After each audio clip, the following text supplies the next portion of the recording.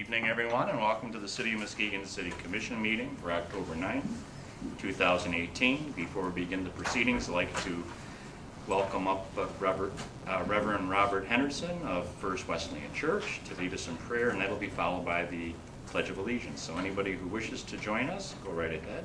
If not, Reverend. Let's pray together. Dear wise and loving God, creator, redeemer, and provider for all of humankind, thank you on behalf of all who are gathered here today. Thank you for your many and abundant blessings. Thank you for life itself, for the measure of health you have given us, as well as your sustenance and for your friendship. Thank you for the ability to be involved in useful work and for the honor of bearing appropriate responsibilities. Thanks as well for the freedom to embrace you or the freedom to reject you. Thank you for loving us from your boundless and gracious nature. In the scriptures, you have said that citizens ought to obey the governing authorities, since you have established those very authorities to promote peace and order and justice. Therefore, I pray for our mayor, for the various levels of city officials, and in particular for this assembled city council. I'm asking that you would graciously grant them wisdom to govern in the midst of conflicting interests and issues of our times, a sense of the welfare and true needs of the people of our great city, a keen thirst for justice and rightness in every aspect of decision-making, confidence in what is good and fitting, the ability to work together in harmony even when there is honest disagreement, and personal peace in their lives and joy in their task as leaders of our community. Be with the people of Muskegon. Often we are keenly aware of a tale of two cities among us, those who have and those who don't. Above all, help us all to be cognizant of whether we have or don't have is not the measure of who we are, but that our significance is in you as a loving God, that which is far more valuable. Help us to be the helping hands and loving hearts to one another regardless of race, creed, tongue, sexuality, or religion.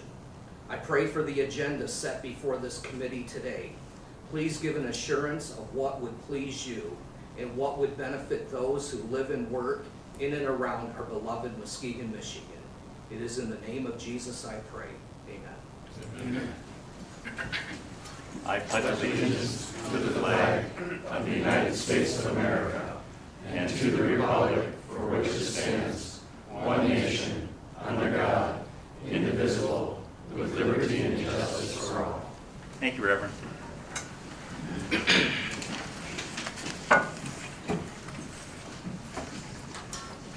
Could we have the roll call, please? Commissioner Warren? Here. Commissioner Grimmon? Here. Commissioner City-MDOT? Here. Commissioner TERRACE? Here. Commissioner Johnson? Here. Mayor Galvin? Here. Vice Mayor Clay? Here. Thank you. Looks like we have honors and awards for Oneida.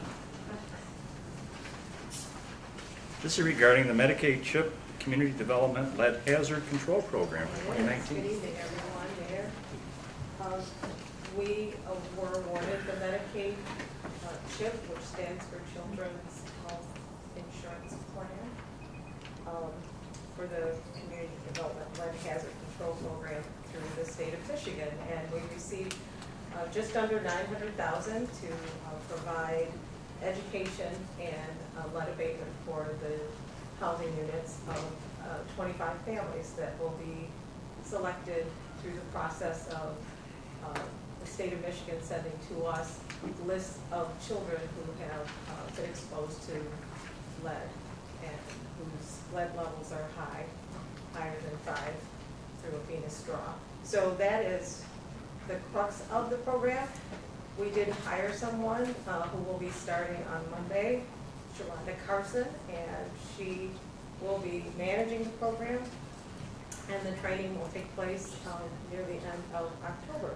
So we'll know more about the program and how we will run it once we've all been trained. So it's a new program.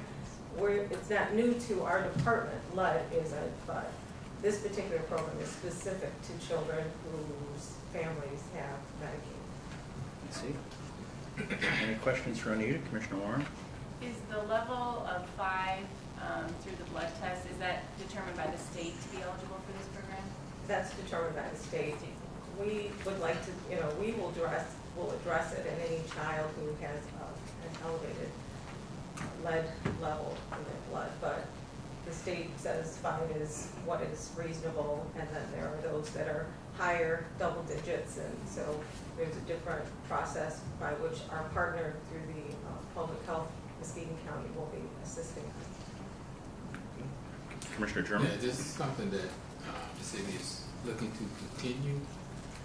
I'm glad you asked. I did mention that if we do a very good job of running this program this year, and there are funds available, it will just turn over into a second year as well.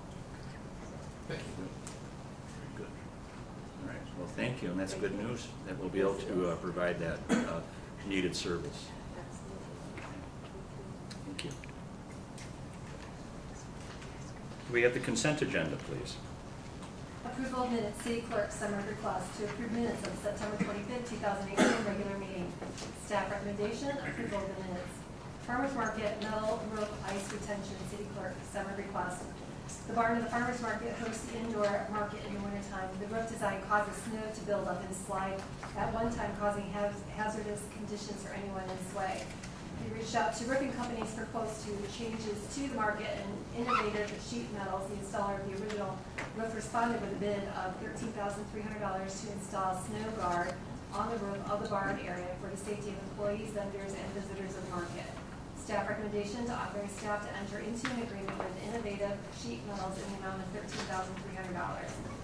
2018 blower purchase, DPW Cemetery, summer request. Staff is requesting permission to purchase a Hurricane Z3 blower from White Lake Nursery Incorporated for $10,020. Staff recommendation, approve the request. Evanston and Oak Grove Sewer Lining, DPW. Summary request, award a contract for sanitary sewer lining on Oak Grove Street and Evanston Avenue. 4 contractors submitted bids for this project. Staff recommends award the project to the lowest bidder in Stitchiform Technologies in the amount of $74,626.50. Replacement pump for Getty Street lift station, DPW. Summary request. Authorize staff to purchase a replacement pump for the Getty Street sewer lift station at a cost of $17,126 from Kennedy Industries, sole supplier. Due to lightning strike, the pump motor needs to be replaced. The pump is 18 years old and was nearing the end of its life expectancy. Staff recommendation, approve the purchase of the replacement pump from Kennedy Industries. City-MDOT agreement, Remembrance Drive construction and maintenance engineering. Summer request, approve the contract with MDOT for the Remembrance Drive construction from Keating Avenue South to the road terminus, and approve the attached resolution authorizing the mayor and clerk to sign the contract. Staff recommendation, approve the contract and resolution authorizing the mayor and clerk to sign both. Evaluate wastewater collective system, DPW. Summary request. Authorize staff to sign the letter of intent with Mercy Hospital and to enter into the agreement with Prime and Newhoff for professional engineering services to evaluate our wastewater collection system in the Mercy Hospital and industrial park areas. This study will evaluate system capacity concerns and serve as the master plan for the areas. Prime and Newhoff is being recommended since they manage the SAW grant work and have familiarity with the needs of our sanitary system. The proposed engineering work is for not to exceed cost of $16,000. Mercy will be responsible for $7,000 and the city will be responsible for the remaining $9,000. Staff recommendation, authorize staff to sign the letter of intent with Mercy Hospital and enter into an agreement with Prime and Newhoff for professional engineering services. Municipal water supply agreement, First Amendment, city manager, summer request. City staff is recommending changes to the municipal water supply agreement. This agreement impacts all of the city's non-resident customers with the exception of Fruitport and North Shores. The amendment will temporarily reduce the multiplier in which the rate is calculated from 1.25 to 1.21. The reduction is offset by the water rate increase enacted by city commissioners in July of 2018. Staff recommendation to approve the First Amendment to the municipal water supply agreement. SEIU collective bargaining agreement, clerical division, city manager. Summary request. City staff and service employees international union representatives have over the past 4 weeks to develop a new 5-year contract for the city's clerical personnel. As part of the new agreement, a number of issues were addressed, including pension costs, wages, and benefits. The new agreement is beneficial to both parties. Staff recommendation to approve the collective bargaining agreement with the Services Employee International Union and as presented, subject to approval by the city manager of actuarial evaluation. Subject to city manager approval of actuaries. Yeah.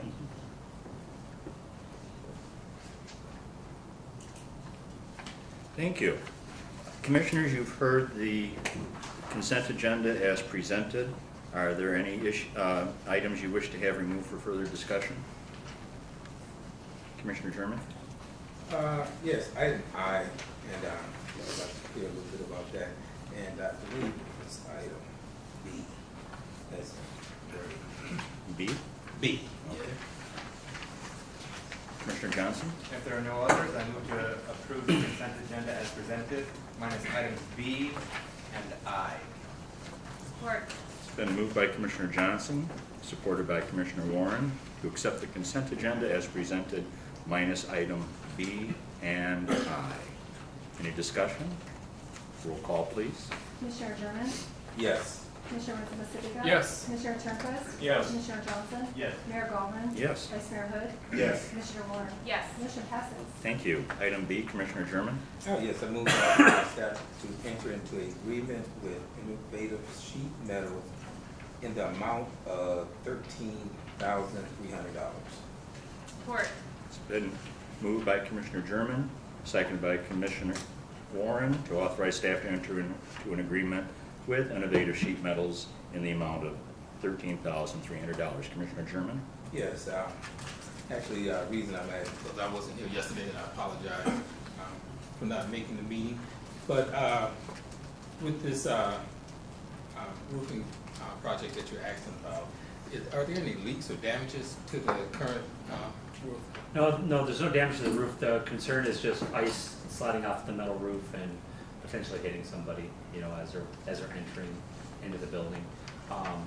The big market, we don't need them on all the roofs. Okay. It's really just that area that's used for the winter market as you're walking in, in the main building. The other metal roofs don't need it because we don't use those in winter time. Okay.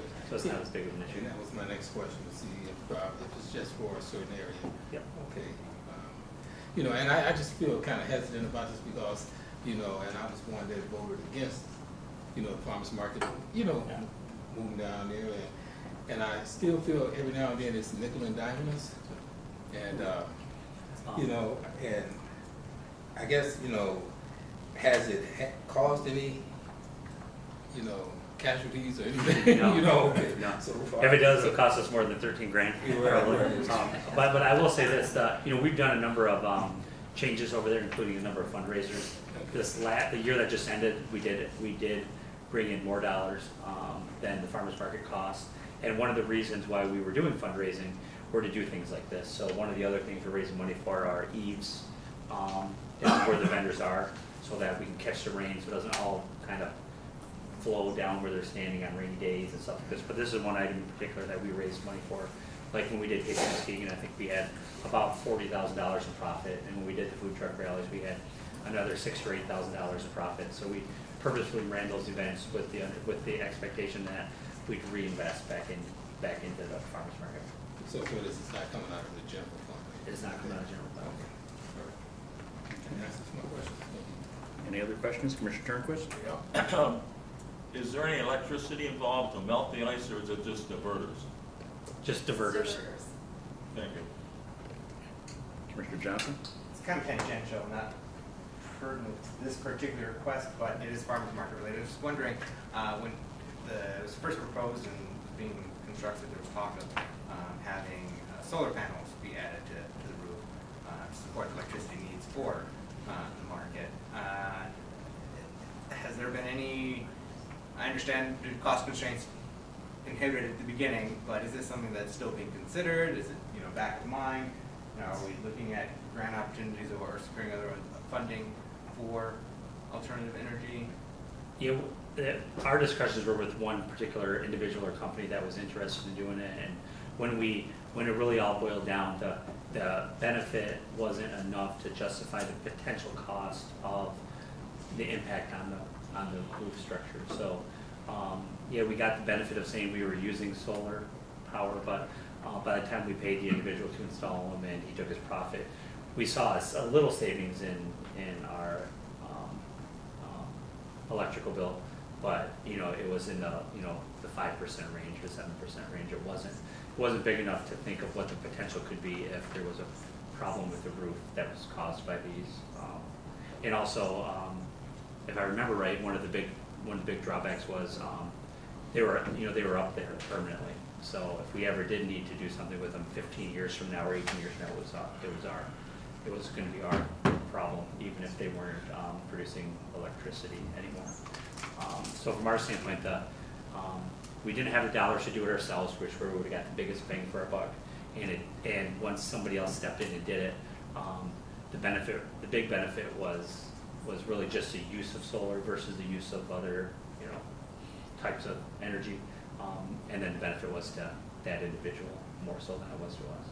So it just didn't make sense for us to risk the roof structure of the brand new farmers market. Have we looked at or considered other contractors and other solar power generating equipment that would be more suitable for? Not that I know of. Structure? Not that I know of. I don't know if Ann has lately or not. But I'm not saying the stuff there wasn't suitable. I mean, or wasn't the most suitable. But from our standpoint, it seemed like things more like what the county's doing, where they're putting them on brownfields, on the ground, in more appropriate places where if there are problems, you're not jeopardizing a building or a component of a building. Just made a lot more sense. We did talk to the individual about maybe something, one area that made more sense would be once we put a new roof on, like the LC Walker Arena, for example, we could hold the extra load and things like that. But the farmers market itself wasn't necessarily built to hold them, and we were just worried about what the impact could be on a long-term system, long-term life cycle of those buildings and of the roof to add the extra weight to them. Mm-hmm. One thing to consider, and I have no idea how costly this is because I haven't researched it. I just know that it exists. Is that Dow Chemical actually has photovoltaic shingles that you can put on your roof, and probably maybe more durable and less heavy. So maybe it would be appropriate, if the dollars and cents, do weigh out as being a net positive for us with a reasonable return of investment. So just throwing that out there. Thank you. Where is the funding coming from? The farmers market has its own fund. Okay, it has its own fund, okay. Roll call, please. Commissioner Spinelli. Yes. Commissioner Turnquist. Yes. Commissioner Johnson. Yes. Mayor Gilman. Yes. Vice Mayor Hood. Yes. Commissioner Warren. Yes. Commissioner German. Yes. Motion passes. Thank you. Public hearings, item 8. Yeah, Oh, I'm sorry, item I. Yes. I'll take them up with the photovoltaic cells. Commissioner German. Okay, I move to approve the collective bargaining agreement with Service Employees International Union as presented. But subject to city manager's approval of the, Oh, they added it, okay, I have it, okay. Support. Well, okay. it's been moved by Commissioner German, supported by Commissioner Rinsma-Sabinga to approve the collective bargaining agreement with the Service Employees International Union as presented, subject to the city manager's approval of the actuaries. Commissioner German? Okay, if you have anyone from the union, they would like to come up and speak, and I'd like Frank to just go ahead and just give me just a brief synopsis of, how things went. It said that everyone was pretty much in agreement with the agreement. Yeah. Oh well, I see nobody here from the Okay. union, so that's probably a good sign. I know it's already been ratified at their level. But yeah, I would say this was one that we had settled in really just a couple of meetings over just a few weeks. For the most part, we kind of laid the framework for what our intentions were, when we did the public works and when we did the non-unions, when we did the POLC. with the changes to the pensions and things like that. The one that this does include what we call a wage alignment. This particular group, especially the clerical or the customer service division of it, was, it was the lower paid or the lowest paid classification that we really carried here. Some of the jobs started as low as, even a couple years ago, closer to $10 an hour. Right now, the lowest job is starting at $12.98 an hour, and so we eliminated a couple of steps at the beginning to push the starting wage up to $15.60 an hour, and then we added some more steps at the top to get the top wage up to $20.26 an hour. Mostly just paying attention to what the realities were in the job market for one, and bringing it into line with other similar types of jobs at the city, including administrative jobs that are non-union, and then also things like public works jobs and whatnot. So the goal was to realign them so that they were similarly valued from a cost standpoint. And then there were some changes in there to make so the vacation time would match the public works employees, and then some changes adding residency bonuses, which we've kind of started implementing throughout the other collective bargaining agreements and non-union members. But otherwise, very few major structural changes to the agreement. Yeah, I think it's important that, the unions in our city could work together in good faith and sit down and have a discussion and come to a bargaining agreement. So, and I've always been pro-union, so that's good to hear. Thank you. Yeah, it was pleasant. It was a very pleasant negotiation. Okay. Anything else on this topic? Roll call, please. Commissioner Turnquist? Yes. Commissioner Johnson? Yes. Mayor Galvin? Yes. Vice Mayor Good? Yes. Commissioner Warren? Yes. Commissioner German? Yes. Commissioner Miskowski? Yes. Motion passes.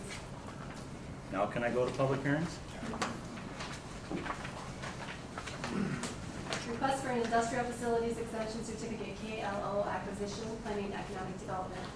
Summary request pursuant to Public Act 188 of 1974 as amended, KLO Acquisitions LLC 2420 Remembrance Drive has requested the issuance of an industrial facilities tax exemption certificate. The new facility will result in a $17,066,206 investment in real property and qualifies them for a 12-year abatement.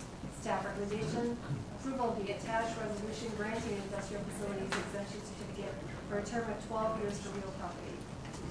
Thank you.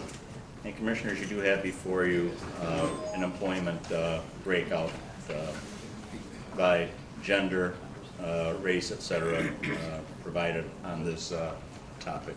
Good evening, Mike. Good evening. Yes, those numbers are updated from the ones that were sent out last week.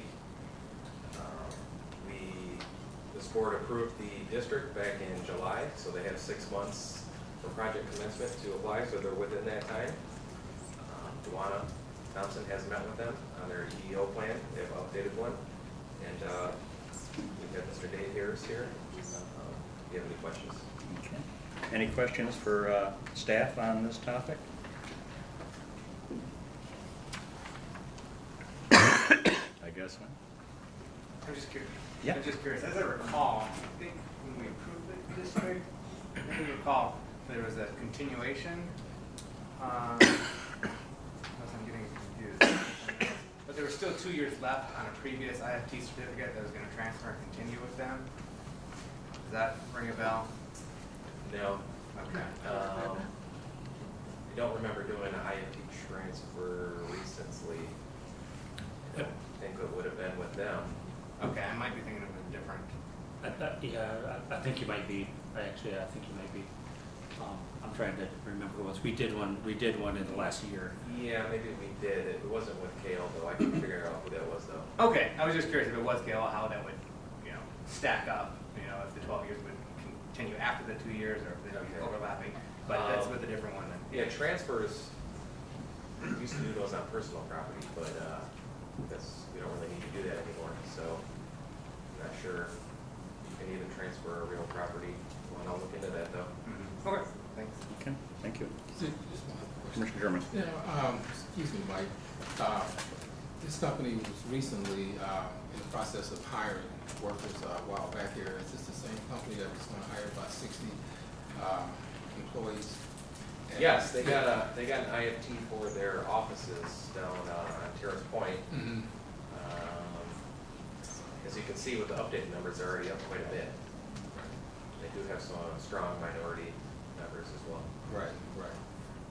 And are they still in the hiring process now, or is that cut off? Yeah, I'll probably turn that over to Dwana and Dale. What I can see is that from the IFT that they did in 2017, they went from 229 employees up to 300 is what the current number is, so. Now, I and think just, that they went that agreement. okay, looking at the numbers here, and trying to make sure that we do be more inclusive in the diversity. One of the questions I believe I asked one of the VPs was, when it comes to decision-making decisions or top level positions, engineers, VP, do we have any information on that status? For this Well, diversity, inclusion, I can just females? look at the difference in the numbers from the previous one to the current one. And it looks like they added they added two Caucasian females to administration. They added one Caucasian female to accounting. It looks like they have added 4 African-American females, but this is for the blow molding and for the boat assembly. And then they have added to the areas where they have like the 5 peaks in the forming, they've added 1 African-American female to the 5 peaks and 7 to the forming. And so, yeah, they've added quite a few minorities to their numbers. They also have added, it looks like they have a Native American male in the kayak area. And they've got, or previously they had a Native American in the kayak area. They don't have that anymore, but they do have some Asian Pacific Islanders. They have 1 female now in engineering. And then they've got, it looks like they've got more people that have chosen not to disclose. And that was my next question, do they disclose that type of information at VP levels, Well, executive you know, levels? equal opportunity information, you're not required to disclose it, you know, and so, you can just, I mean, people can voluntarily, you know, disclose what, you know, their demographic is, but you cannot require it. Right. And so it looks like they have more people that have chosen, you know, as they've hired, it looks like they've got more people that have chosen not to disclose. Thank you. Vice Mayor, you had a question? No. Okay. Very good, so. Thank you. Commissioner Johnson? I saw with the checkoff, you know, that there was no meeting with you. I didn't meet with them personally, it was via email, and so that's why I checked it that way. It was more email correspondence this time. Okay, so you felt satisfied with the progress, the current results, that there was, and that they understood the importance of this and having the EOC Yes. policy, that there was. And the they necessity of did face-to-face update the meeting. policy as well, yes, they did have that as well. Okay, thank you. Yeah. Thank you. Thank you, Duana. Yep. Did you want to say anything, Mr. Harris?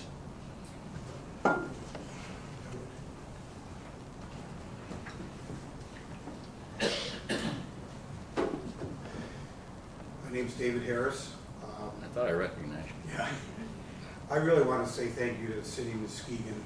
I remember the first time we looked at the city of Muskegon back in 1981. The current property that exists at 1790 Sundolphin was nothing more than a field. And Bob Kuhn went out there with a dozer and dozed a couple of lines on the property because I couldn't figure out where this building was going to fit. And since that time, the city of Muskegon has stood behind our company, good times and in bad, and I just want to thank you for everything you've done. We've obviously got a very big project going on right now.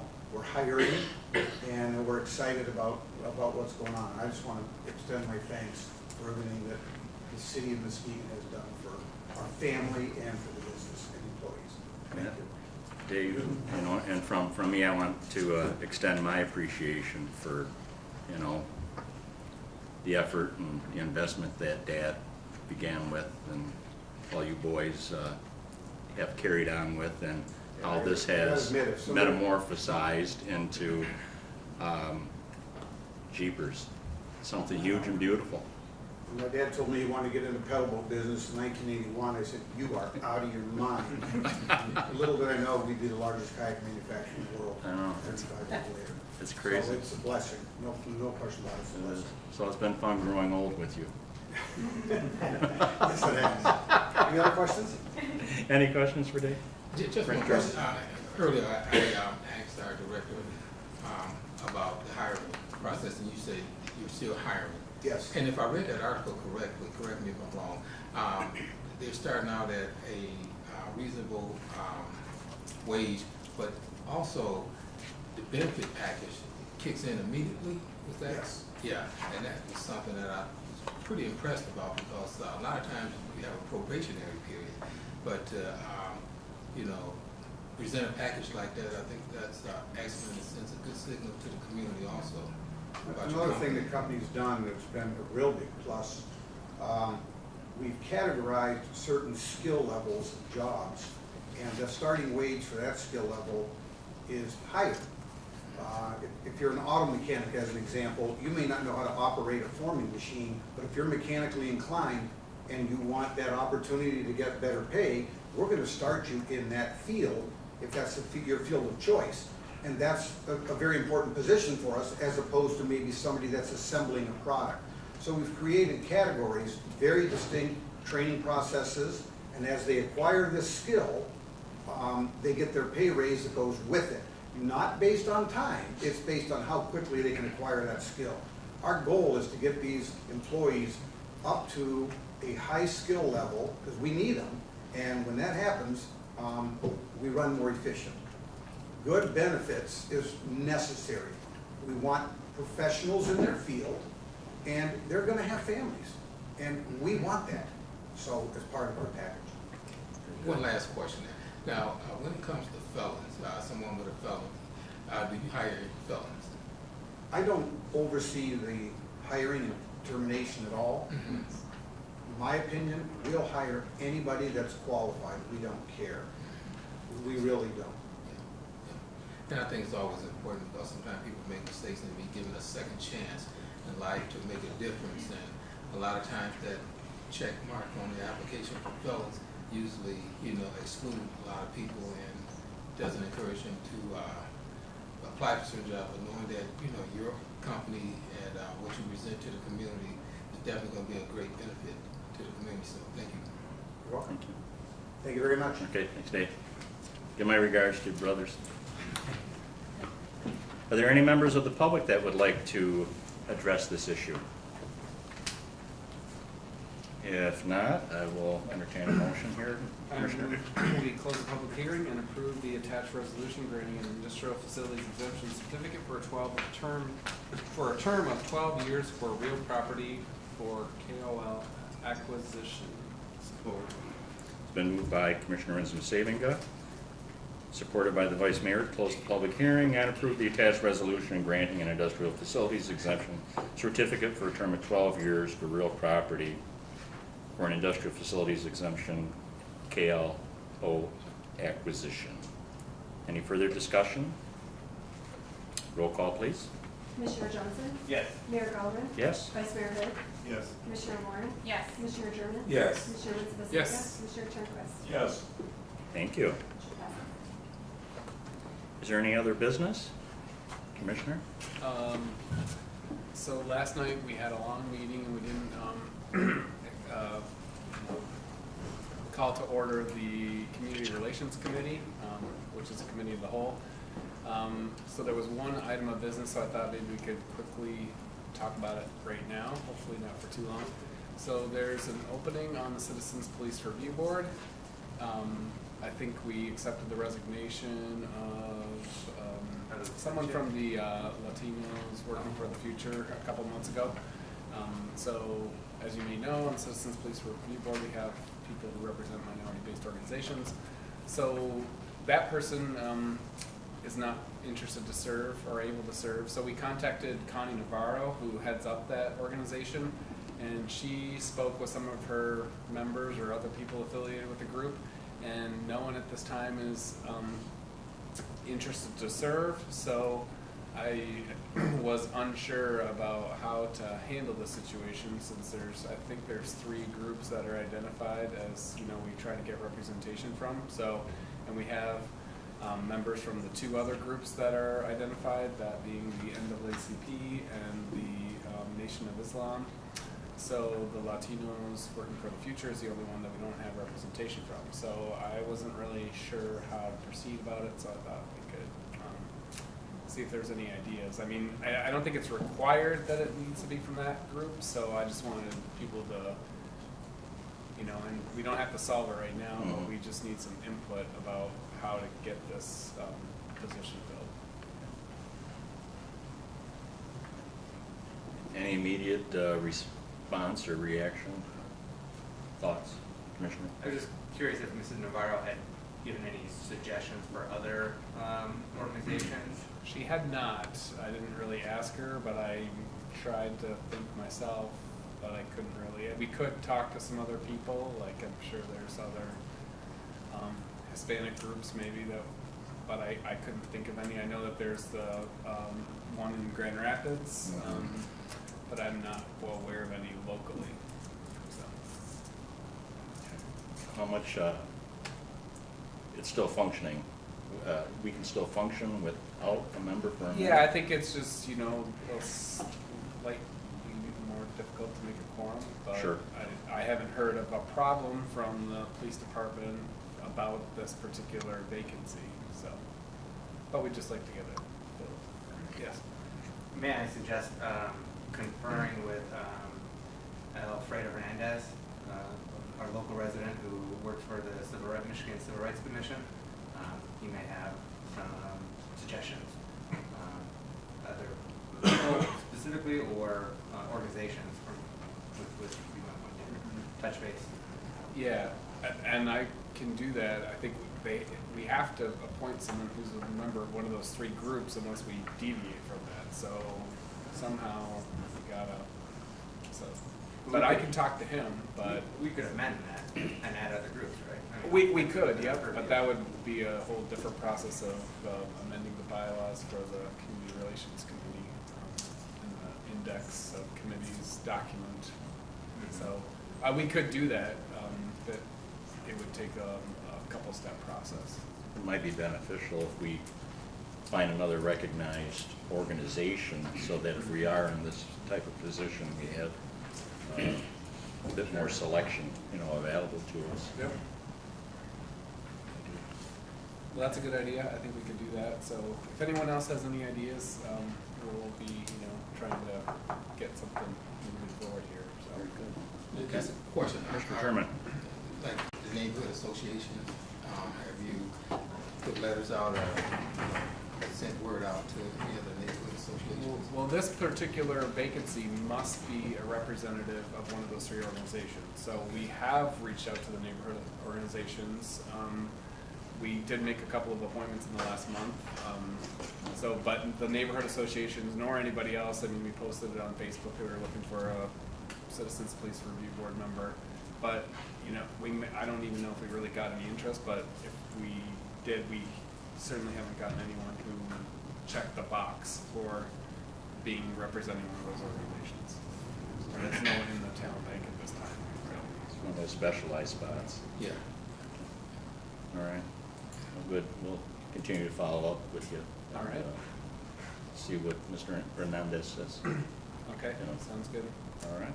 And then the only other thing is about the meeting that we're trying to convene in October. So I think if we figure, it sounds like maybe it will be towards the end of October, but we'll announce when we're going to have a special Community Relations Committee meeting at the L.C. Walker Arena towards that. Okay. Thank you. Thank you. Any other business from the body? Commissioner Sherman? Yeah, I'd just like to enlighten the public that actually, one day from tomorrow, is actually the anniversary of a proclamation that we got approved last year. I was fortunate enough to draft a proclamation that we were approved by the commission opposing racism in the city of Muskegon. So I just wanted to kind of bring that to the public's attention and to continue to do the work to fight and stand up against any type of forms of racism. Good. Thank you, Commissioner German. Any other business? Are there any members of the public that would like to address the commission? Members of the public are invited up to give input or cite concerns. You are limited to 3 minutes. You may not get an answer tonight, but we can certainly put you with one of these lovely professionals that have all the answers to all your problems. Okay, anyway, we can try, but if there are any members of the public that would like to address the commission, feel free to come on up, give me your name and address, and let it fly. Well, if there are no takers, Vice Mayor? If there's nothing else, I move to adjourn. Support. It's been moved by the Vice Mayor, supported by Commissioner Johnson to adjourn. All in favor? Aye. Any opposed? Go get dinner! I'm really